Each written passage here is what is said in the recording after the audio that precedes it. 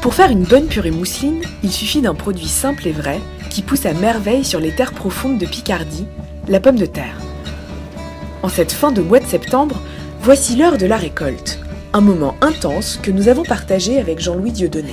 Le moment de la récolte, c'est très important parce que c'est le métier d'agriculteur. On travaille pour récolter ce qu'on plante. On ne sait jamais ce qu'on va avoir et on a les incidences météo, quoi. Donc ça va faire plus de 30 ans que je fais des pommes de terre et en fin de compte, on n'a jamais les mêmes années. Malgré ces aléas, Jean-Louis prolonge une tradition familiale. Aujourd'hui, il fait partie des 200 producteurs qui, dans un rayon de 25 km autour de l'usine, récoltent l'ingrédient phare de la purée. Et entre Mousseline et les Dieudonné, l'histoire dure depuis 1963. La production de pommes de terre mousseline représente à peu près 25% de ma superficie en pommes de terre. On travaille avec Mousseline depuis l'ouverture de l'usine, donc c'était mon père qui travaillait avant. Moi je continue de travailler avec eux. Et pour nous c'est une opportunité d'avoir une usine à côté de chez nous, transformant de la pomme de terre, qu'on est producteur de pommes de terre.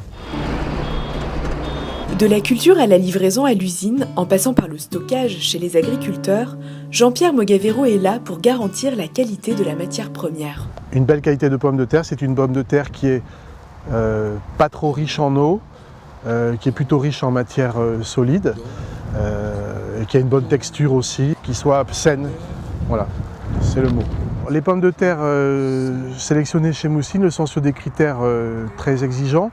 D'abord sur les variétés, nous en avons 3 principales qui sont l'Astérix, la Fontane et la Binge que tout le monde connaît.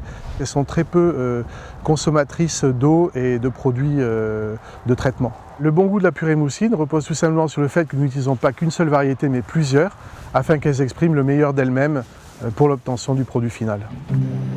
En parallèle de l'arrachage, d'autres employés s'affairent au hangar à la mission semi-mécanisée du triage.